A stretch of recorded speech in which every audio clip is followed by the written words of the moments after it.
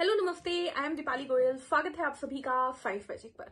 तो स्टूडेंट्स, जैसा कि आप सब जानते हैं, हम लोग कर रहे हैं एनसीईआरटी सीरीज, जिसके अंदर हम एनसीईआरटी चैप्टर्स को डिटेल में कर रहे हैं और आप लोगों को बहुत पसंद भी आ रही है, नहीं आ रही है। जिनको भी नहीं आ रही है उनकी बात अलग है, पर जिनको भी पसंद आ रही है उनके लिए ये सीरीज कंटिन्यू रहेगी। इस बार हम बिना रुके एनसीईआरटी जो है वो खत्म कर देंगे, ठीक है। लगातार पूरी एनसीईआरटी हम कंप्लीट कर देंगे। जिसको जब देखनी है देखे, हम अपनी सीरीज तैयार करके रख देंगे। जो हमारे साथ पढ़ रहे हैं हम उनके लिए कर रहे हैं, ठीक है। तो चलिए शुरू करते हैं आज का चैप्टर, क्योंकि हम ज्यादा नहीं बोलेंगे, क्योंकि हमारा काम है चैप्टर को कंप्लीट करना जल्दी से जल्दी। तो 15 मिनट के अंदर मैं कोशिश करूंगी ये हमारा चैप्टर जो है वो खत्म हो जाए। तो चलिए क्लास स्टार्ट करते हैं। हमारा चैप्टर है रिप्रोडक्टिव हेल्थ, जो कि हमारे क्लास 12th बायोलॉजी का थर्ड चैप्टर है, सॉरी फोर्थ चैप्टर है। Human reproduction, sexual reproduction in flowering plants और रिप्रोडक्शन इन ऑर्गेनिज्म के बाद हमारा फोर्थ चैप्टर आता है रिप्रोडक्टिव हेल्थ। तो चलिए शुरू करते हैं क्लास को। रिप्रोडक्टिव हेल्थ के बारे में पढ़ते हैं। आपको मैं यही बोलूंगी, भाई वीडियो को लाइक कर दीजिए, शेयर कर दीजिए, सब्सक्राइब कर दीजिए, बट वीडियो देखने के बाद, नोट्स बनाने के बाद।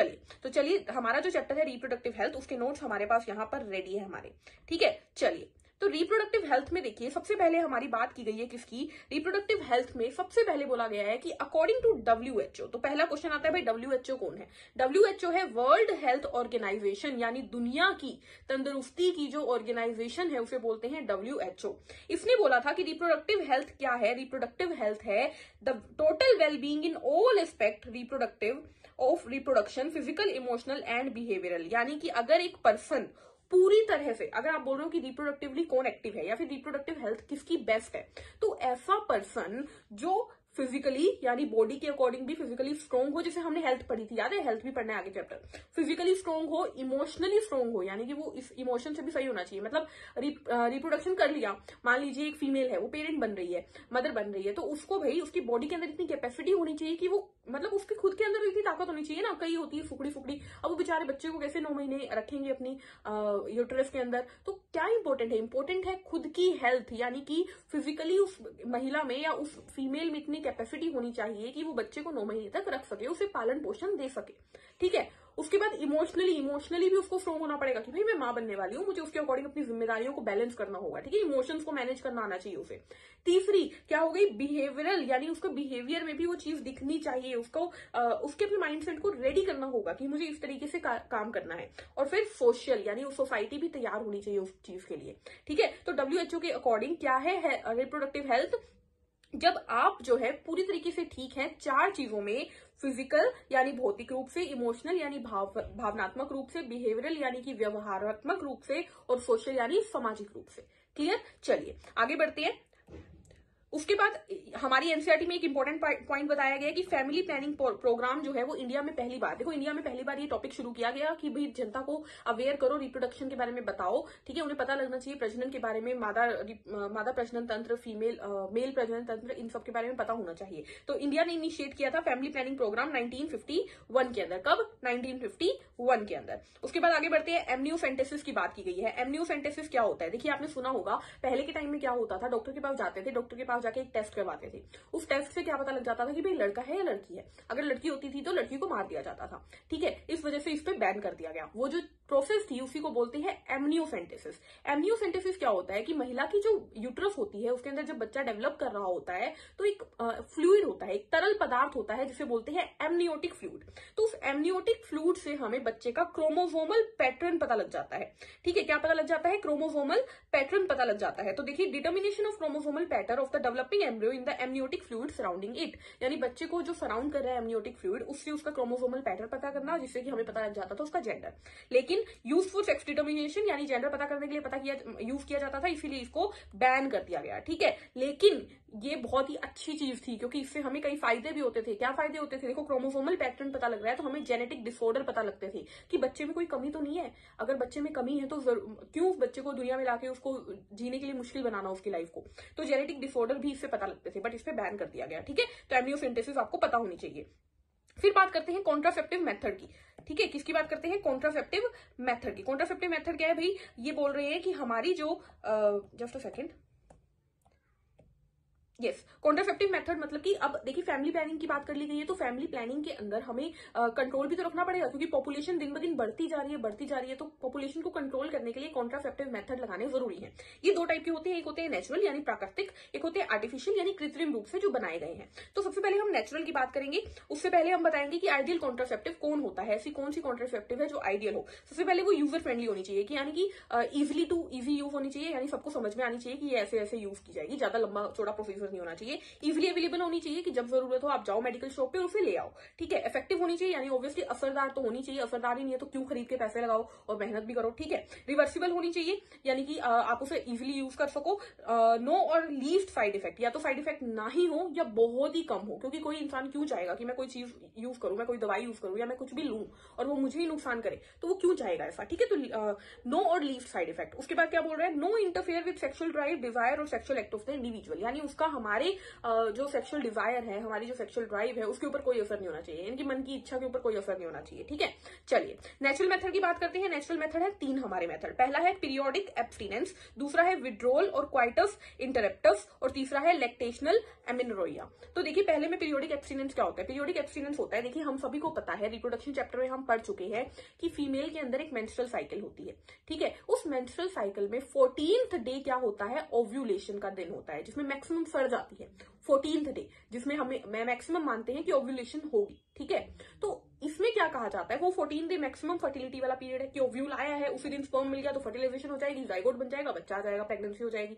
तो 11 to 17th डे, 10वें से 17वां दिन, 10th to 17th डे जो है उसे बोला जाता है फर्टाइल पीरियड। क्या बोला जाता है, फर्टाइल पीरियड, यानी कि ऐसा पीरियड जिसमें अगर सेक्स किया जाए, जिसमें अगर इंटरकोर्स किया जाए तो मैक्सिमम चांस होते हैं प्रेगनेंसी के, ठीक है। तो ये फर्टाइल पीरियड के अंदर आप ना करो। ये है नेचुरल तरीका कि भाई ये 10वें से 17वां दिन जब तेरा आए तो उस टाइम हम क्वाइट जो इंटरकोर्स है वो नहीं करेंगे, उससे प्रेगनेंसी नहीं होगी। ये है नेचुरल मेथड, लेकिन ये कम काम करता है ऑब्वियसली। फिर आता है इसके चांसेस भी कम होते हैं कि असर करे, क्योंकि बाकी के दिन भी चांसेस होते हैं प्रेगनेंसी के, ठीक है, इसमें मैक्सिमम होते हैं। दूसरा मेथड है विड्रोल और क्वाइटस इंटरप्टस। इसमें क्या होता है, देखिए जब मेल और फीमेल जब इंटरकोर्स कर रहे होते हैं उस दौरान मेल को पहले ही अंदर फीलिंग आ जाती है कि भाई इस टाइम सीमेन जो है वो बॉडी से रिलीज होने वाला है, तो सीमेन के अंदर ही स्पर्म है। तो अगर मेल जस्ट बॉडी में सीमेन रिलीव करने से पहले अपने पेनिस को बाहर निकाल ले, जिसकी सीमेन फीमेल की बॉडी में एंटर ही ना करे, तो प्रेगनेंसी नहीं होगी। तो विड्रोल और क्वाइटस इंटरप्टस में क्या है, withdrawing penis from vagina before ejaculation of semen, semen की इजैकुलेशन से पहले ही पेनिस को वेजाइना से रिमूव कर दिया जाए। फिर आता है लैक्टेशनल एमेनोरेया। क्या है ये लैक्टेशनल एमेनोरेया, क्या होता है, देखिए जब फीमेल मदर बनती है ना, तो प्रेगनेंसी के बाद मतलब 9th मंथ की प्रेगनेंसी के बाद एक पीरियड आता है जिसे बोलते हैं लैक्टेशन पीरियड। क्या बोलते हैं, लैक्टेशन पीरियड। उस लैक्टेशन पीरियड में क्या होता है, फीमेल के अंदर मेंस्ट्रुअल साइकिल नहीं चलती, तो वो लगभग 6 महीने तक, किसी महिला में पहले भी हो जाती है, कम भी होती है, और किसी में 6 महीने तक भी होती है जब मदर के मिल्क आता है, ठीक है। तो उस पीरियड को बोलते हैं लैक्टेशन पीरियड। उस लैक्टेशन पीरियड में 6 month after pregnancy, during lactation period अगर क्वाइटस किया जाए या मैं बोलूं इंटरकोर्स किया जाए, तो उस टाइम प्रेगनेंसी के चांस कम होते हैं। लेकिन ध्यान रखिएगा नेचुरल मेथड के अंदर हमारी जो मैं बोल सकती हूँ चांसेस जो होते हैं वो कम होते हैं, ठीक है, बहुत रेयर चांसेस होते हैं कि ये काम करे। इसके बाद बात करते हैं आगे हम आर्टिफिशियल मेथड की। किसकी, आर्टिफिशियल मेथड की। आर्टिफिशियल मेथड में सबसे पहले आता है बैरियर मेथड। बैरियर का मतलब रोक ही लगा दो, फीमेल को वेजाइना में जाने से रोक लगा दो और वेजाइना को फीमेल को इफेक्ट करने से रोक लगा दो, रोक लगा दी हमने। तो पहला क्या है, कॉन्डम्स। इसमें क्या है, सबसे पहले आता है कॉन्डम्स, जो मोस्ट इफेक्टिव वे है, बोथ मेल एंड फीमेल के लिए आती है कॉन्डम। उसके बाद made of thin rubber and latex sheet. किसका बना होता है, थिन रबर या लेटेक्स शीट का बना होता है। डिस्पोजेबल होता है यानी इजी टू डिस्पोज होता है। सेल्फ इंसर्टेड यानी खुद ही इंसान यूज कर सकता है, मेल भी फीमेल भी। प्रोवाइड प्राइवेसी, सीधी सी बात है, खुद ही यूज कर सकते हो, दुनिया को बताने की जरूरत है कि हम यूज कर रहे हैं। Protect from STD and AIDS. Special point, ये हमें सेक्सुअल ट्रांसमिटेड डिसीज यानी कि वो बीमारियां जो इंटरकोर्स के दौरान ही फैलती है उन बीमारियों से बचाता है, जैसे कि एड्स हो गई, ठीक है। और इसका पॉपुलर ब्रांड क्या है, निरोध, जो कि मेल्स में यूज होता है। निरोध is the popular brand of condom used in males, ठीक है, नर में यूज होता है। उसके बाद आ जाते हैं 3 और डिवाइसेस हैं, एक है डायफ्राम, एक है सर्वाइकल कैप और एक है वोल्ट। तो ये तीनों डिवाइसेस बैरियर मेथड में ही आती है, लेकिन ये सिर्फ और सिर्फ फीमेल के द्वारा यूज की जाती है, सिर्फ और सिर्फ मादा यानी नारी के द्वारा, फीमेल के द्वारा, महिला के द्वारा यूज की जाती है। ये रबर की बनी होती है और ये रीयूजेबल होती है, इसे बार बार यूज किया जा सकता है, क्लियर। चलिए आगे बढ़ते हैं। आगे आती है आईयूडीज। आईयूडीज मतलब इंट्रा यूट्रीन डिवाइसेज, यानी ऐसी कुछ चीजें जो यूट्रस के अंदर डाली जाती है। Most widely affected in India, India में सबसे ज्यादा अफेक्टेड की गई है और आइडियल कॉन्ट्रासेप्टिव में से एक है ये, ठीक है, आइडियल कॉन्ट्रासेप्टिव में से एक है। तो आइडियल कॉन्ट्रासेप्टिव के जितने भी हमने गुण देखे थे उनमें से ज्यादातर इसमें पाएंगे, ठीक है। अब ये 3 टाइप की होती है। पहली है नॉन मेडिकेटेड, ध्यान से देखिएगा 3 टाइप की होती है, तीनों में डिफरेंस है। पहली है नॉन मेडिकेटेड, दूसरी है कॉपर रिलीजिंग, तीसरी है हार्मोन रिलीजिंग। तो नॉन मेडिकेटेड का मतलब क्या हुआ? नॉन मेडिकेटेड जो होती है इसका एग्जांपल है लिपिज लूप। इसमें क्या होता है, स्पर्म की फेगोसाइटोसिस होती है, यानी अगर फीमेल के वेजाइना में या फीमेल की यूट्रस में स्पर्म एंटर किया और उसने नॉन मेडिकेटेड आयोडीज लगाई हुई है वहां पर, तो वो क्या करेगी, स्पर्म की फेगोसाइटोसिस कर लेगी। फेगोसाइटोसिस का मतलब स्पर्म को खा जाएगी एक तरीके से, ठीक है। दूसरी आती है कॉपर रिलीजिंग। कॉपर रिलीजिंग क्या करेगी, नाम से पता लग रहा है कॉपर रिलीज करेगी, और उस कॉपर से क्या होगा, स्पर्म की मोटिलिटी और स्पर्म की फर्टिलाइजिंग कैपेसिटी कम हो जाएगी। यानी स्पर्म जो तैरता हुआ चल रहा था, जिसको यूट्रस तक तैरते हुए जाना है, उसकी मोटिलिटी कम हो गई है, वो धीरे धीरे जाएगा, ठीक है। और उसकी फर्टिलाइजेशन कैपेसिटी, यानी अगर उसको ओवम मिल भी गया तो वो स्पर्म जो है वो उसमें एंटर करे, उस फर्टिलाइजेशन की कैपेसिटी को ही कम कर देता है। कौन? Copper releasing intrauterine devices. इसका एग्जांपल क्या है, कॉपर टी, कॉपर 7, मल्टीलोड 375, ठीक है। ये तीनों इसके एग्जांपल है, suppress sperm motility and fertilising capacity. फिर आती है हार्मोन रिलीजिंग। ये कुछ हार्मोन रिलीज करती है, जैसे कि LNG-20, प्रोजेस्टासर्ट, ये दोनों ही हार्मोन रिलीजिंग होती है। लेकिन ये इफेक्ट क्या करती है, ये फीमेल के यूट्रस को ही ऐसा बना देती है कि अगर स्पर्म आया तो वो मर जाएगा। ऐसा वहां पे एनवायरमेंट बना देती है कि स्पर्म आएगा तो भी मर जाएगा। दूसरा क्या करती है, इम्प्लांटेशन ही नहीं होने देती। मान लीजिए फर्टिलाइजेशन हो भी गई, जायगोट बन भी गया, तो अब वो जायगोट जो है वो हमारी फीमेल के यूट्रस की वॉल पे इम्प्लांट ही नहीं हो पाएगा, चिपक ही नहीं पाएगा वहां पे, ऐसा सराउंडिंग बना देती है, ठीक है। तो make uterus unsuitable for implantation and cervix hostile for sperm. Uterus में इम्प्लांटेशन नहीं होने देती और सर्विक्स में स्पर्म को नहीं ग्रो करने देती, ठीक है। चलिए, इसके बाद आ जाती है हमारी क्या, इसके बाद आ जाती है हमारी ओरल पिल्स, ठीक है। हमने नेचुरल मेथड पहले कर ली, फिर आर्टिफिशियल मेथड में बैरियर मेथड किया, इंट्रायूट्राइन डिवाइसेस की, अब गोलियों की बात करते हैं। ओरल पिल मतलब सीधे ओरल, मुंह के थ्रू हमने जो गोलियां, ठीक है। तो इसमें क्या होती है, प्रोजेस्टेरोन और प्रोजेस्टेरोन एस्ट्रोजन के कॉम्बिनेशन होते हैं, यानी प्रोजेस्टेरोन डाल दिया जाता है दवाई में, या फिर प्रोजेस्टेरोन प्लस एस्ट्रोजन डाल दिया जाता है। ऑल्सो यूज्ड एज इंजेक्शन और इम्प्लांट्स अंडर द स्किन। इन्हें और भी कई तरीकों से यूज किया जा सकता है, जैसे कि प्रोजेस्टेरोन या प्रोजेस्टेरोन प्लस एस्ट्रोजन की इंजेक्शन दिए जाते हैं। इम्प्लांट यानी कुछ डिवाइसेस होते हैं जो स्किन के नीचे लगा दी जाती है, ठीक है, और अंडर द स्किन यूज की जाती है, ठीक है। Used in the form of tablet. Oral pill है, पिल मतलब गोलियां, तो ये टैबलेट के थ्रू ली जाती है। फॉर फीमेल्स, ये महिलाओं के लिए होती है। इनहिबिट ओव्यूलेशन, पहली बात तो ये महिलाओं में ओव्यूलेशन ही नहीं होने देती, मतलब ओवम बनने ही नहीं देती। एंड इम्प्लांटेशन, अगर ओवम बन जाए, जाइगोट बन जाए, तो इम्प्लांटेशन नहीं होने देती। As well as alter the quality of cervical mucus to prevent retard entry of the sperm. और तीसरा काम, मतलब कितने काम कर रही है ना, देखो, ओव्यूलेशन ही नहीं होने दे रही, एक तो ओवम ही नहीं बनने देगी, बाई चांस ओवम बन भी गया तो फर्टिलाइजेशन हो भी गया, नहीं सॉरी, ओवम बन भी गया तो वो फर्टिलाइजेशन नहीं होने देगी, क्योंकि वो जो सर्विक्स है उसके म्यूकस को ही स्पर्म के लिए मुश्किल कर रही है, तो स्पर्म ही ऊपर नहीं पहुंच पाएगा, फर्टिलाइजेशन ही नहीं हो पाएगा। मान लीजिए फर्टिलाइजेशन हो भी गया तो वो इम्प्लांटेशन नहीं होने देगी, यानी कि ये कितनी तगड़ी है ओरल पिल, ठीक है। चलिए, इसमें सबसे इंपॉर्टेंट कौन सी है, सबसे इंपॉर्टेंट, इसको बहुत बहुत बहुत स्टार मार्क करिएगा, इस पर बहुत बार क्वेश्चन आता है, सहेली। वंस अ वीक पिल है, यानी हफ्ते में एक ही बार लिया जाता है। नॉन स्टेरॉइडल है ये, ठीक है। डेवलप्ड इन CDRI लखनऊ, इस पॉइंट को मार्क किया जाए, CDRI लखनऊ में इसे बनाया गया था, ठीक है। Central drug research institute Lucknow में से डेवलप किया गया था। लेस साइड इफेक्ट, इसके साइड इफेक्ट बहुत ही कम है। हाई कॉन्ट्रासेप्टिव वैल्यू, यानी कि इसकी वैल्यू बहुत ज्यादा है, बहुत ज्यादा लोग इसे यूज करते हैं, ठीक है।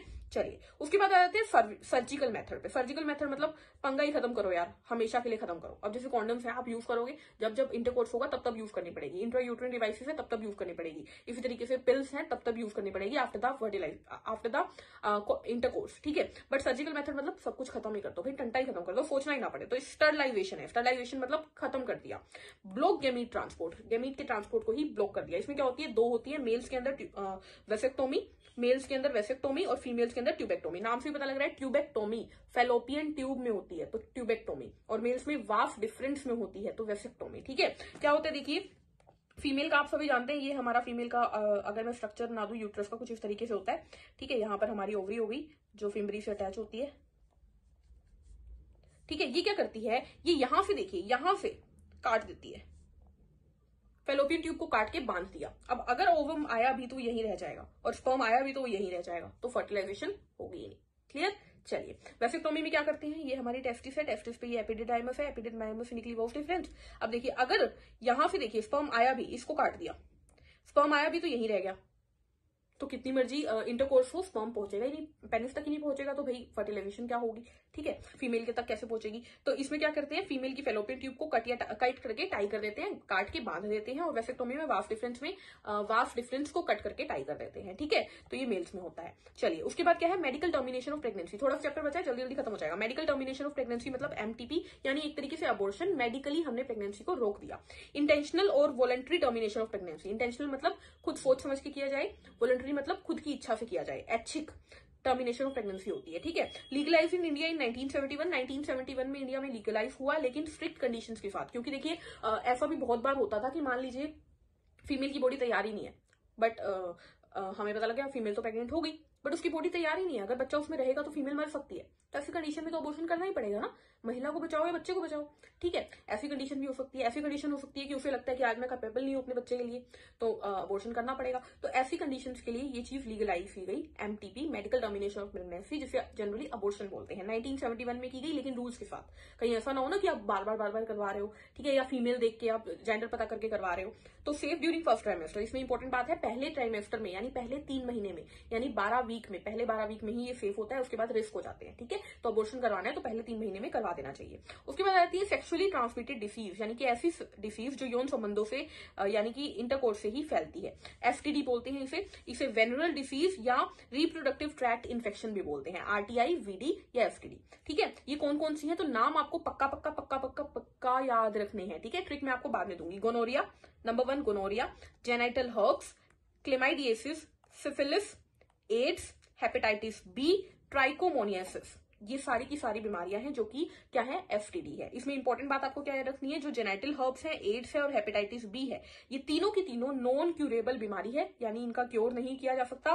और इसमें अगर मैं स्पेशली एड्स की बात करूं तो एड्स सबसे ज्यादा फेटल डिसीज है, जो कि एचआईवी वायरस से होती है, मोस्ट डेंजरस है। एचआईवी मतलब human immuno deficiency virus. Human health and disease में इसकी बहुत डिटेल पढ़ेंगे, बहुत इंपॉर्टेंट टॉपिक है, क्लियर। चलिए आगे बढ़ते हैं, इनफर्टिलिटी की बात करते हैं। अब देखिए, कुछ ऐसे पेरेंट्स भी होते हैं जो पेरेंट्स तो बनना चाहते हैं, बट उनकी बॉडी ही उनका साथ नहीं देती। मेल के अंदर स्पर्म काउंट कम हो सकता है, फीमेल की जो यूट्रस है वो तैयार ही नहीं होगा बच्चे को रखने के लिए, तो बहुत सारी चीजें ऐसी हो सकती है जिस वजह से वो पेरेंट्स नहीं बन सकते। तो ऐसी कंडीशन को बोलते हैं इनफर्टिलिटी, यानी वो इनफर्टाइल है, ठीक है।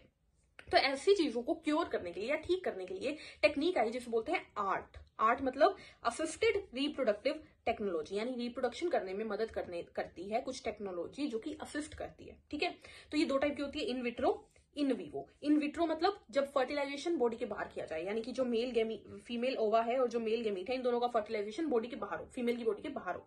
और इन विवो मतलब फर्टिलाइजेशन इनसाइड बॉडी के अंदर हो, ठीक है। अब इन विट्रो में 2 टाइप की होती है, देखिए, जिफ्ट और आईयूटी। जिफ्ट मतलब जाइगोट इंट्राफेलोपियन ट्रांसफर, और आईयूटी मतलब इंट्रा यूट्राइन ट्रांसफर। इसमें क्या किया जाता है, सुनिए ध्यान से, एक तरीके से ना ये टेस्ट ट्यूब बेबी में भी यूज किया जा सकता है। टेस्ट ट्यूब बेबी यही है, टेस्ट ट्यूब ली, इसमें फीमेल का ओवम डाला जाता है, निकाल के उसकी बॉडी से इसमें स्पर्म डाला जाता है, इन दोनों का फर्टिलाइजेशन करवाया जाता है। 8 सेल तक इसको ग्रो करवाया जाता है। 8 सेल स्टेज आने पर अगर हम इसे फीमेल की बॉडी में डाल दें तो उसे बोलते हैं, और देखिए 8 सेल स्टेज आने तक अगर फीमेल की बॉडी में डाल दे तो कहां डलेगा, ये फेलोपियन ट्यूब में डलेगा, और इसे बोलेंगे जाइगोट इंट्राफेलोपियन ट्यूब ट्रांसफर या इंट्राफेलोपियन ट्रांसफर, ठीक है। 8 सेल तक अगर हम इसे फीमेल की फेलोपियन ट्यूब में डाल दे उसे बोलेंगे जिफ्ट। लेकिन अगर 8 सेल के बाद डालेंगे तो उसे हमें यूट्रस में डालना पड़ेगा और उसे बोलेंगे आईयूटी, इंट्रा यूट्राइन ट्रांसफर। बात समझ में आई। 8 तक फेलोपियन ट्यूब में, 8 से ज्यादा यूट्रस में। फेलोपियन ट्यूब में डालोगे तो जिफ्ट और यूट्रस में डालोगे तो आईयूटी, क्लियर। चलिए, इन विवो में क्या होता है, इन विवो में आता है गिफ्ट। सबसे पहले क्या आता है, गिफ्ट में क्या होता है, देखिए, gamete intrafallopian transfer. Gamete intrafallopian transfer, इसमें क्या किया जाता है, देखिए, फर्टिलाइजेशन बॉडी के अंदर ही होती है। इसके अंदर मेल का जो स्पर्म होते हैं वो फीमेल की बॉडी में डाल दिए जाते हैं, फेलोपियन ट्यूब में डाल दिए जाते हैं, ठीक है। AII आर्टिफिशियल इंसेमिनेशन, ये भी सेम टू सेम है। अगर इंसेमिनेशन में प्रॉब्लम हो रही है तो आर्टिफिशियली इंसेमिनेट करवा दिया जाएगा, वो हो गया हमारा आर्टिफिशियल इंसेमिनेशन। उसके बाद हमारे कुछ इंपॉर्टेंट पॉइंट्स है जो चैप्टर में कहीं पे लिखे हुए हैं, जो कि आप लोगों के लिए इंपॉर्टेंट है। सबसे पहले अगर आपसे पूछ लिया जाए RCH क्या है, RCH की फुल फॉर्म है reproductive and child health care, ठीक है। ये एक प्रोग्राम है जिसके अंदर ही फैमिली प्लानिंग जैसी चीजें चलती है। MMR मतलब मैटरनल मोर्टेलिटी रेट, यानी कि एक महिला जो मां बनने वाली है उनकी मरने की संख्या। IMR इन्फेंट मोर्टेलिटी रेट यानी बच्चों की मरने की संख्या, STD सेक्सुअली ट्रांसमिटेड डिसीज यानी कि यौन संबंधों से फैलने वाली बीमारियां, IUDs इंट्रा यूट्रीन डिवाइसेस यानी ऐसे यंत्र जो कि यूट्रस के अंदर लगाए जाते हैं, एड्स यानी acquired immunodeficiency syndrome, very very important. AIDS एक बीमारी है जो कि बहुत फेटल है, किससे होती है? HIV वायरस से होती है, जो कि है ह्यूमन इम्यूनो डेफिशिएंसी वायरस, जिसका RNA जेनेटिक मटेरियल होता है। फिर आ जाते हैं फेमस स्लोगन, हमारे चैप्टर में एक बात की गई है, हमारे दो एक स्लोगन की, तो ये इस चैप्टर में बात की गई है, बताना जरूरी था। और मैरिज एज जो है वो क्या है? मेल्स की 18 साल और फीमेल की 21 साल, ठीक है, शादी की आयु बताई गई है। उसके बाद एक इंपॉर्टेंट डेफिनेशन और है, ICSI क्या होता है? ICSI होता है इंट्राफाइटोप्लाज्मिक स्पर्म इंजेक्शन, यानी एक इंजेक्शन जो कि स्पर्म फाइटोप्लाज्मिक होता है, ठीक है, बॉडी के अंदर यूज किया जाता है। टाइप ऑफ इनविट्रो, RT होता है इनविट्रो मतलब बॉडी के अंदर हो रहा है, इनविट्रो। और sperm directly injected into ovum, इसमें डायरेक्टली ओवम के अंदर स्पर्म को इंजेक्ट कर दिया जाता है, ठीक है। चलिए इसके साथ हमारा जो चैप्टर है वो हो गया खत्म। अच्छा, एक और चीज, ये जो हमने यहाँ पर गिफ्ट किया ना, ये गिफ्ट एक तरीके से सैरोगेसी वाला कंडीशन जो है वो आ जाती है, इन विवो के अंदर सैरोगेसी आ जाती है, ठीक है। जब फीमेल जो है वो नहीं कर सकती तो क्या किया जाता है? गैमीट को फेलोपियन ट्यूब में ट्रांसफर कर दिया जाता है, ठीक है। तो इसी के साथ हमारा जो चैप्टर है वो हो गया है खत्म। मिलेंगे नेक्स्ट सेशन में नए चैप्टर के साथ, तब तक के लिए हंसते रहिए, मुस्कुराते रहिए, खुद का ध्यान रखिए, take care, thank you, bye bye.